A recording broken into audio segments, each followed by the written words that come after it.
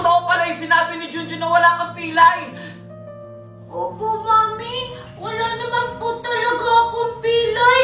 Ginawa ko lang yan para magalit si Daddy kay Junjun. Ano?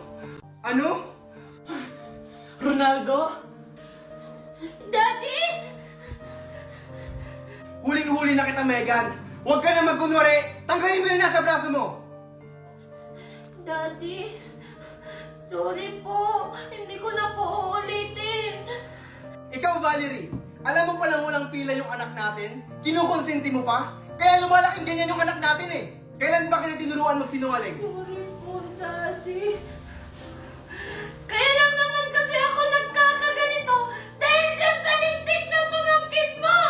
Yung atensyon mo sa akin, napunta na lahat kay Junjun. Junjun. Nag-aaway sila dahil sa akin. Paano naman ako? Ikaw, Ronaldo, dahil sa pamangkin mo na yan, nagka-leche-leche yung pamilya natin. Sobra ka na, Valerie. Sige, subukan mo! Aalis talaga kami ng anak mo! Sorry Han, nadala lang ako ng galit ko. Ikaw, Ronaldo, ngayon mo lang nagawa sa akin yan. Hindi ka naman ganyan dati.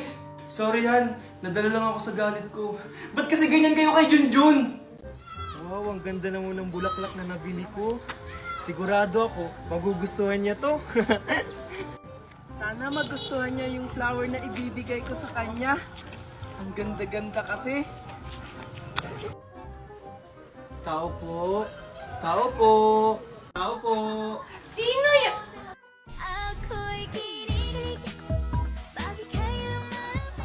Megan, ang ganda-ganda mo naman. Flowers for you.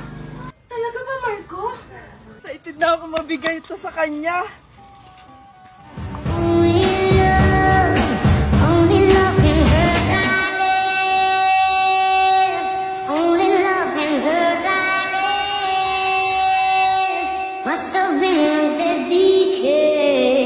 Oh, buti naman bumalik ka, Junjun.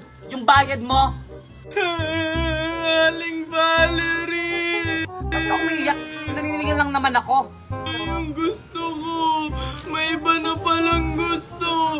Tapos, yung gusto niya yung nakasabay kong bumili dito ng bulaklak. Kawawa ka naman, Junjun. Huwag kang mag-alala. Andito naman yung ofo. Anong ofo, Aling Valerie? Gulay ba yun? Hindi! OFO app na kung saan marami ka makakausap na bagong friend dito. At malay mo, dito mo rin mahanap ang true love mo. Kaya hayaan mo na sila. Talaga po, Aling Valerie? Kaya subukan mo na rin mag-OFO. Sige po, maraming salamat po. Hoy, teka, yung bayad mo! Tito, wait lang. O bakit Junjun? Sana hindi po kayo magalit. Bakit? Ano ba yung sasabihin mo? Tito, uuwi na lang po siguro ako kasi lagi na lang po kayong nag-aaway. Ano ka ba Junjun? Wala ka nang uuwian. Tsaka, hindi naman ikaw yung dahilan kung bakit kami nag-aaway. Nung isang araw po kayong nag-away, lahat po napakinggan ko po yun. Bita-bita ka talaga lagi, Junjun.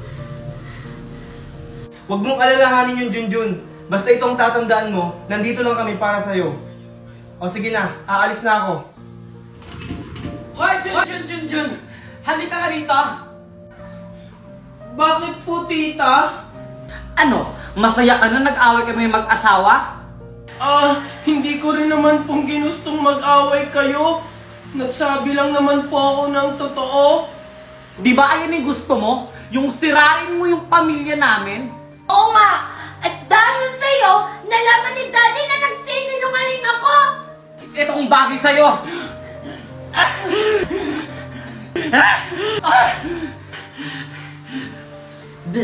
Buti nga sa'yo.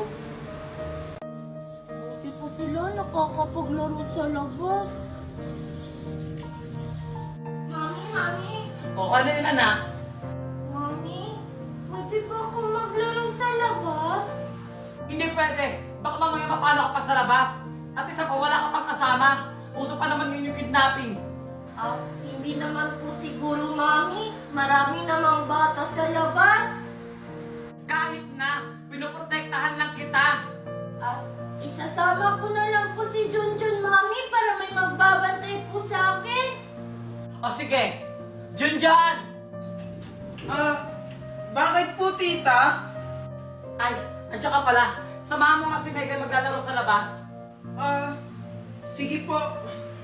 Pag may mangyari sa anak ko, ikaw ang sisisihin ko, ha? Yay! Thank you, Mami! Tara na, Junjun! O, ano pang hinihintay mo? Sundan mo na yung anak ko. Sige po. Yay! Megan, saan ka pupunta? Sabi ni mami mo, dito ka lang daw maglalaro, huwag ka daw lumayo. Huwag ka maingay! Hindi naman malalaman ni Mami yun!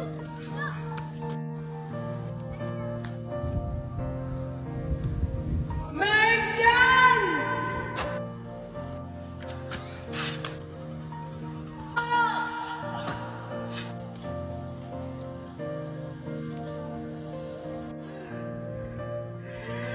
Junjun!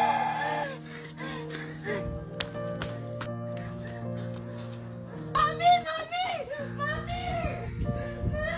O, ano yun, Megan? Bakit madaling-madali ka? Mami! Si Junjun! Na-aksidente! Ano? Nabangga siya ng sasakyan, Mami!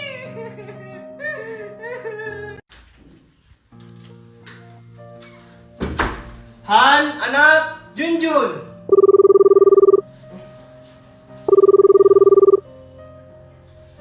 Hello? Ronaldo, si Junjun! O anong nangyari kay Junjun?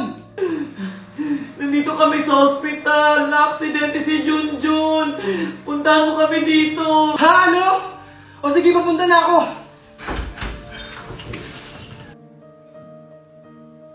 Ronaldo!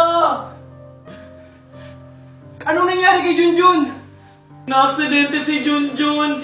Nabangga ng sasakyan! Ano na naman kasi ang nangyari, Valerie? Ba't siya nabangga? Kasalanan ko po kasi, Daddy! Ha? Bakit naging kasalanan mo, Megan? Valerie, ano ba talaga yung totoo? Kasi... Kasi po, Daddy! Naglalaro po ako sa labas! Kasama ko po si Junjun!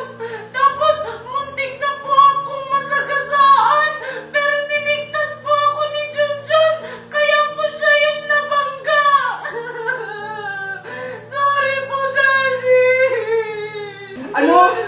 Bakit kasi binabayaan mo sila maglaro sa labas, Valerie? hindi ko naman alam na ganun yung mangyayari! Eh yun na nga! Dahil sa kapabayaan mo yan! Mami! Daddy! Huwag na po kayo mag-away! Kasalanan ko naman po to kung ba't nangyayari sa atin to! Junjun, dahan-dahan lang, Junjun, ha?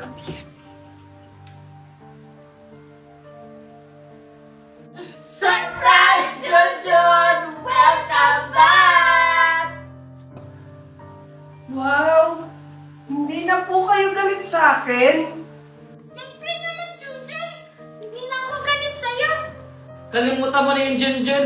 Hayaan mo makabawi ako sa'yo. Valerie, Megan, masaya ako kasi tanggap niya si Junjun.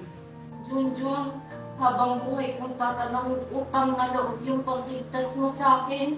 Junjun, sana mapatawad mo kami sa lahat ng mga nagawa namin sa'yo. Alam mo, proud na proud ako sa'yo kasi mas pinili mo pa rin pagiging mabuting bata sa amin. Okay lang po yun, tita. Ang mahalaga po, magkakasama po tayo ngayon. Oh, tama na yung drama.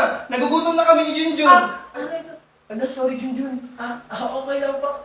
Tara, tara. Nay, andito na po ako. May dala po akong pagkain para sa inyo. Salamat anak, nagabala ka pa. Saan mo na naman yan nakuha? Nag-sideline po kasi ako inay sa palengke, kaya nakabili po ako ng pagkain natin. Pasensya ka na anak, ikaw lang yung kumikilos sa atin. Kung nga pala anak, wala na pala akong gamot dito. Ganun po ba, Nay? Sige po, Nay. Gagawa po ako ng paraan para makabili po ako ng gamot nyo. Eto po, Nay, oh. Oh, saan ka na naman pupunta?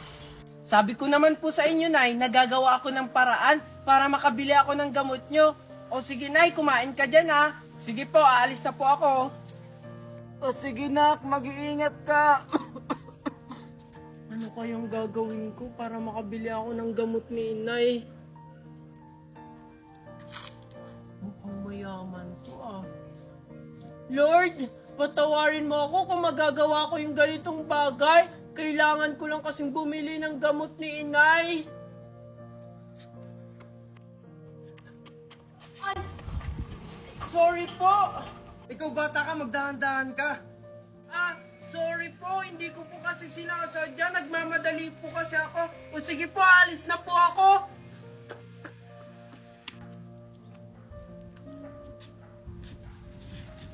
Yung wallet ko! Hoy, bata, yung wallet ko! Kulang yung batang yun, ninakawan pa ako. Magkikita rin tayo. O Marco, anong ginagawa mo dito? Hindi mo pa rin ba ako pagbibigyan sa favor ko? Kahit anong gawin mo, Marco, hanggat nabubuhay ako, hindi ko ibibigay sa iyo ang anak ko. Hindi ka ba magiging masaya sa anak natin, Daniela? Pag nasa akin siya, gaganda ang buhay niya. Ay, Inay, nakabili na po ako ng gamot niyo. Ikaw? O anak, andiyan ka na pala. Inay, bakit andito po siya? Anak? Daniela, siya ba yung anak natin? Hindi mo yan anak. Ano po yung pinag-uusapan nyo? Wala anak. Pwede ka na umalis, Marco. Basta Daniela, pag-isipan mo mabuti yung pinag-usapan natin. Kilala niyo po yung inay ko? Oo, Junjun, pumasok ka na dito.